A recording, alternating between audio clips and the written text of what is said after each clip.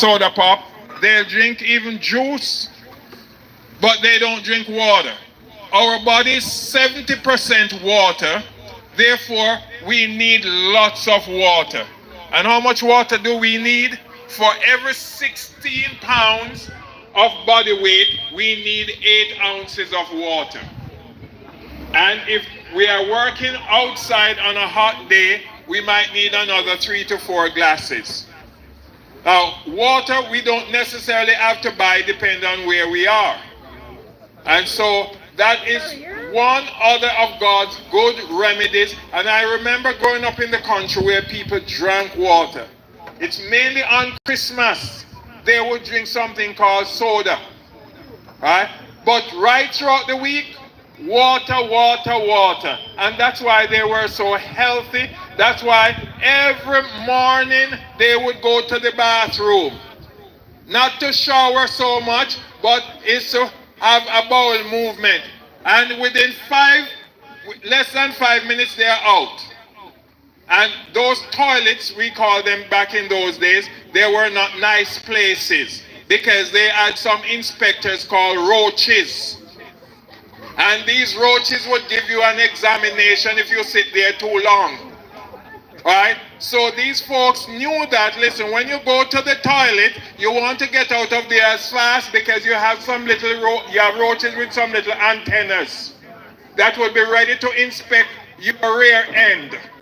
Right? So, but the good thing about it is that they drank lots of water, which is good for preventing constipation. So by the time they say, who is there, right, they were ready to wipe their bottom and leave the toilet. Today we go to the toilet with cell phone, with magazine, with all sorts of things because 10, 15 minutes, sometimes even 20 minutes, we are still in the bathroom. It is called constipation. It is dangerous. That is what leads to colon cancer or lays the groundwork for colon cancer. Right? Talking about going to the bathroom, we should go there every day to have a bowel movement. Right? And as a matter of fact, you can remember this, many of you, that when you look at a baby, you don't remember when you were a baby because you were too young to remember. But when we were, almost all of us, when we were babies, as soon as they feed us, roughly 15, 20 minutes, they have to change our diaper. Why? Because there was a bowel movement that we had. Now we eat 2 or 3 meals, and for some of us, all 3 or 4 days, we are not going to the bathroom as yet. That is dangerous. Right? We should actually go to the bathroom every time we eat a meal. But some of us will go to the bathroom 24/7 because some of us eat 24/7. One meal for the day. And that meal doesn't stop because every time you look, we're putting something in our mouth. No, our meal should have 5 hours apart. And the last meal we should eat shouldn't be later than 5 o'clock. Unless we are drinking some smoothie or something of that nature. Why? Because we need to go to bed on an empty stomach. So all of those of us who are eating 7, 8 o'clock, that's bad. That's why some of us have this big stomach like we're an elephant with carrying a pregnancy, permanent pregnancy. That is not good. Right? What we need to do is, if we are coming home, say 6 o'clock or whatever, right? We cook the dinner the evening before. And so when we come home, we can just warm that up and we eat it. But if we are getting home after 5 and to cook, that means we are not going to eat until 7, 8 o'clock. And that is what causes not only big stomach, but can even give you a heart attack later on. Because while you are sleeping, guess what? The stomach is not sleeping. It is there working. So what we eat is extremely important. But before I go into that, because we had some good food and still have some more good food there. From the bread to, and tell me about it. I haven't eaten my meal yet. I'm taking it home so I can have it tomorrow. Because I ate a piece of the Baker Watson, the Watson's pizza. and I still feel very satisfied. Right? So the dinner that I have there will be for tomorrow. But I didn't miss meat. So when we are vegetarians, we can eat so much if we want to, and we still don't feel stuffed like when you eat chicken and fish. Oh, by the way, you notice what happened about a little over a week ago at Kentucky? There was fight in Jamaica. It seemed like at all the Kentuckys. You know why that there was fight? Because people are addicted to eating these things. I'm sure if they were giving away stew peas, rundown, tofu or whatever, you free. You wouldn't have that kind of animosity and fight and push and shove it. It just tells us what food can do to the human mind. Right? So, one of the other things the Lord gave us before we talk about the food is sunlight. Sunlight is extremely important to a person's good health. Back then when we were growing up, I can assure you, for people who were born 50 years, 40, 50 years ago, we did not grow up, we did not live in a house. You might say, come on, Dr. Morgan, don't say that. No, we only slept in a house. Right? I still go back and I look at some of those older houses, even the one I was born and raised in. And I'm wondering how 7, 8 of us slept in that house. Because we didn't live in a house. The moment you wake up in the morning, you were outside. So, and we only go back in there if we want to fetch something out of the house, or we are going there to sleep. Today, so therefore we got a lot of sunlight, and sunlight is one of the most important things for our health. If you notice, when the plants don't get sunlight, they don't grow good. Right? They grow lanky, because, or they grow very tall, and they don't bear well either. They don't produce that much fruit if they are fruit-growing trees. So sunlight is very important for us as human beings in the sense of us being soaking up the sun, and also for us to get food from the plants, because if the plants don't get good sunlight, they don't get to bear the fruits as they should. You notice when the birds go to eat mangoes or apples or whatever fruit, which one do they eat first? The ones on the outside. The ones that are exposed to the sun. Right? Now what does the bird know that many of us don't know? That sunlight is so important for their nutrition that they eat the fruit that is exposed to the sun, because that is the most nutritious one. So likewise, right, with us, we both need the sun and we need the fruits and the vegetables that are more exposed to the sun than the ones that are inside, that are sheltered from the sun.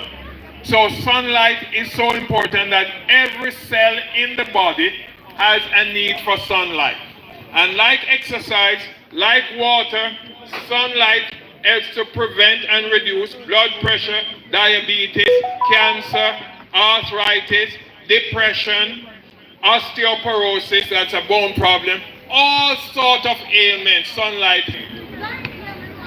Right. Fresh air is so important that we can go days without food, we can go days without, maybe a day or two without water or liquid, but we can't go more than 4 or 5 minutes without air. So that's why those living in the country like myself, when we come to town, right, it's so different, because what? The fresh air is light, right? When I leave here, I'm going to drive in through Spanish Town, up past Green Acres, past Dovecot, and the moment I get to about Green Acres, I can sense the difference in the air.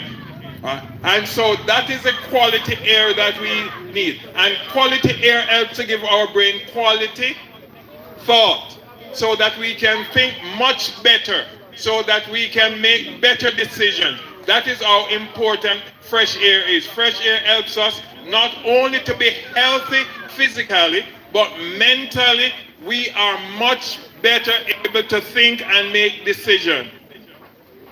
Now, before I get to food, I should not leave out sleep. Sleep is one of the most important things that the body needs. And so we need roughly 8 hours of sleep, but not any 8 hours. We need at least 3 hours before midnight. All right, so that means by 9 o'clock, our stomach should have been empty, free from digestion, and we are going off to bed, because that sleep helps our body to make something called serotonin, which most of it is made in the stomach. 90% of this neurotransmitter or brain chemical that is good for memory, making decision, prevent stress and depression, right, is made in the stomach. And if we eat late, if we go to bed late, the body cannot make the serotonin, so we start forgetting things. Many people who stay up late repeatedly, after a while, they complain that they do not have good memory. Oh yes, it's because they are going to bed and not getting enough quality rest, which require them to get 3 hours before midnight. And so that has a telling effects on them over the years. And so after a while, their memory goes. That is why we have something that many people dread. It is called Alzheimer's disease, a very terrible inflammatory disease that is affecting so many people. And if we notice, right, Aunt Mattie, that was 95 when she died, did not have any memory problem, because from 7 o'clock, Aunt Mattie was turning down that lamp which says home sweet home, and she was off to sleep, and she woke up 5 o'clock in the morning. Alright, so at 95, Aunt Mattie had good eyesight because her nerves were well rested, including her eyes, and also she had very good memory that she could tell you about 30 members of your generation called family. Now, today, we go to the house, we leave from the kitchen, alright, to the bedroom for 2 things, and we come out with one, can't remember the other. Right? It is called memory problem. Not that we have Alzheimer's, but that we are heading in the direction of memory loss. And one of the best things to prevent memory loss is going to bed on time.